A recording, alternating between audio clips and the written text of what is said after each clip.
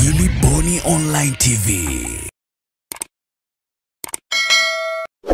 Kutoka hao mnakuwa rika moja na tulikuwa rika moja. Sarungi alipotoka masomoni, alipoingia hapa Dar es Salaam, haikuchukua muda kwa vijana tuliokuwa hapa wasomi kumfahamu Sarungi. Ni wakati ambapo nchi haikuwa na wataalamu wengi, lakini tumepata mtaalamu katika fani ngumu tu, alifahamika mapema. Na sisi hasa vijana wa Mara tukawa tunamfahamu Sarungi, tunakutana naye, na tangu wakati huo tumekuwa pamoja. Tumezungumza mengi hapa kuhusu Sarungi.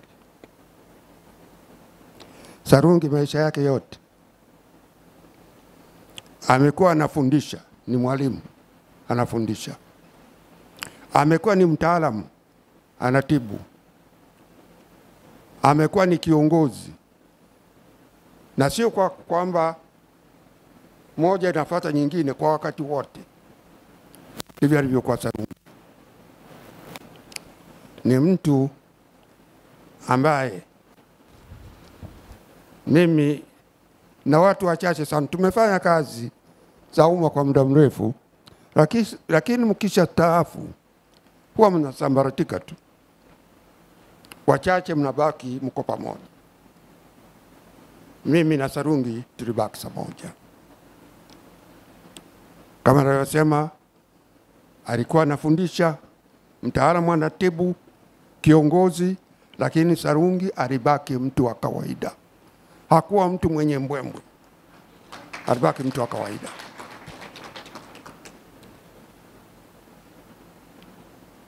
Tunapostaafu, unaacha sasa kutoka, inakuwa labda kutoka ni umekaribishwa mahali kwenye shughuli maalum. Ile ya kutoka kama vijana inakwisha, kutembelea watu. Sarungi hakuwa hivyo. Sarungi alipostaafu, mimi najua kuna wengi hapa ambao Sarungi alikuwa anawatembelea. Mimi ofisi yangu ipo pale Guba Road, si mbali sana na Msasani alipokuwa anaishi Sarungi. Ilikuwa haipiti wiki tatu, alifanya kama common room hivi. Haipiti wiki tatu kabla hajapita pale ofisini, tukakaa tukazungumza, na wakati wote anaanza kuniuliza juu ya afya yangu. Bado ni mtaalamu, ataniuliza juu ya afya yangu. Nikimweleza atanifundisha namna ya kuishi, atanishauri hata daktari wa kumuona. Taanza na hiyo. Lakini wakati mwingi alikuwa anazungumzia mambo ya nchi. Alifuatilia sana maendeleo ya nchi hata alipostaafu, na alikuwa anakuja tunazungumza. Akiona jambo, yeye alikuwa ananitumia kama kichochoro cha kufika kwa wakubwa, kwamba tukizungumza naona linakwenda hivi, anasema we mwenzangu, una nafasi nzuri zaidi, hebu naongoneza hao wakubwa washauri hivi. Na alifanya hivyo wakati wote. Kwenye serikali, mimi nilifanya naye kazi kwa muda mfupi. Alipoingia kwenye baraza la mawaziri, nadhani ndio mimi nilikuwa namalizia ile mwaka 90, mwisho wa mwaka 91 nikatoka. Lakini wakati wote alipokuwa kule, mara nyingi Sarungi alikuwa ananitafuta, nakaa pamoja, tunazungumza. Hakuwa anaona aibu kutafuta ushauri akiwa na jambo. Alikuwa sawa.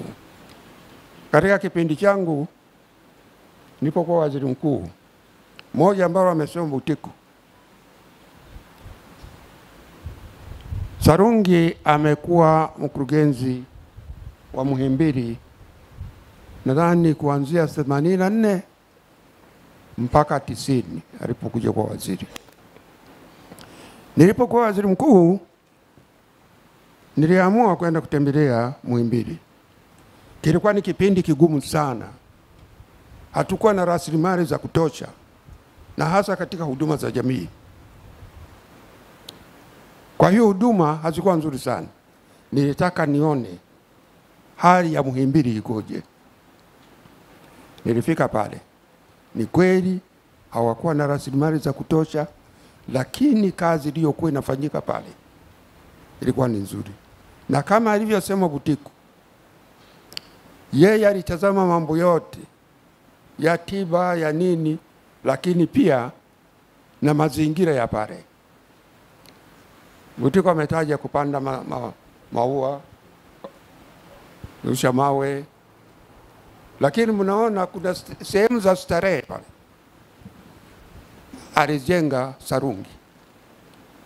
Alikuwa anasema wakati mwingine mgonjwa inasaidia atoke kitandani aende nje, na kama hakuna mahali ambapo anaweza kupumzika, sarungi akatengeneza sehemu za kupumzika.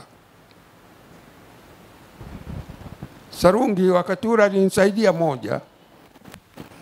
Mnakumbuka mgomo wa wanafunzi wa mwaka 90? Ulikuwa ni mgomo mgumu sana.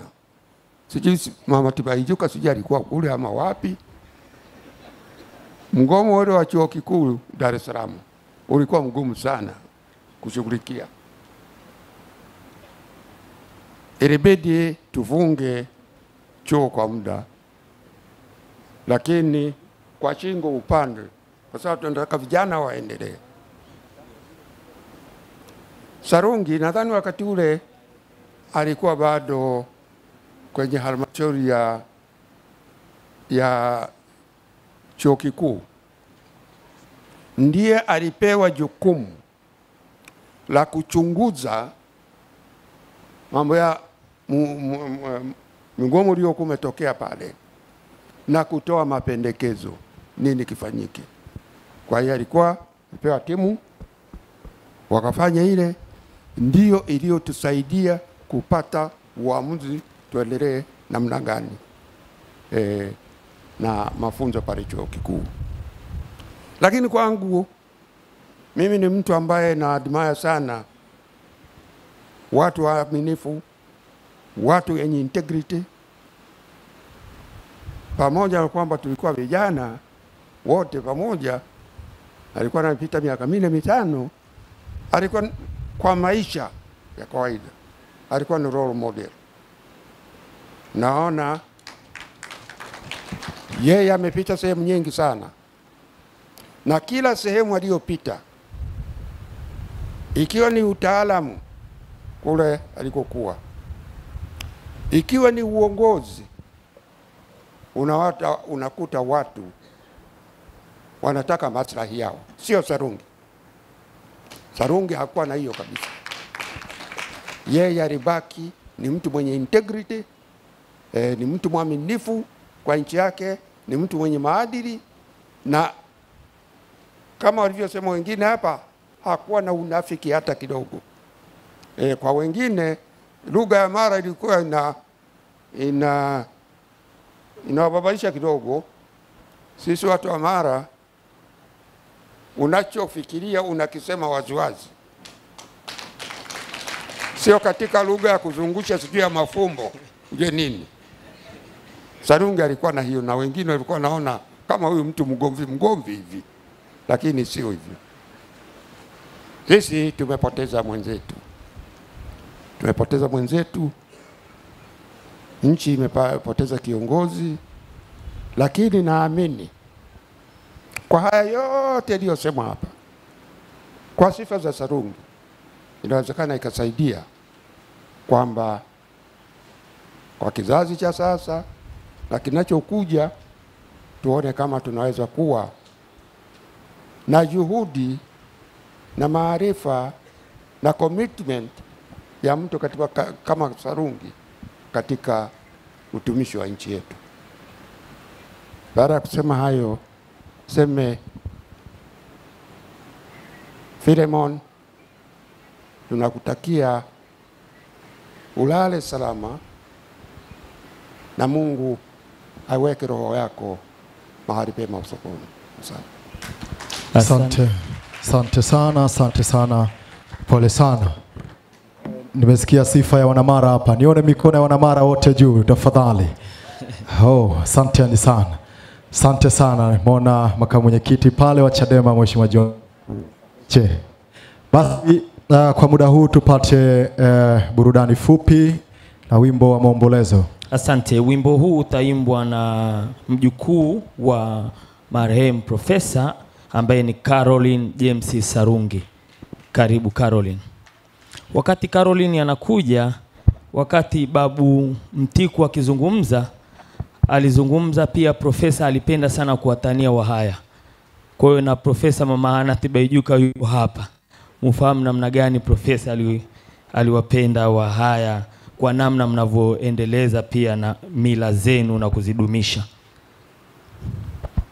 Asante. Tunatambua pia uwepo wa waziri mstaafu Dr. Meru Nagu ambaye yuko miongoni mwetu. Tunashukuru sana. Yeye pia alifanya kazi na Mheshimiwa Profesa Philemon Sarungi.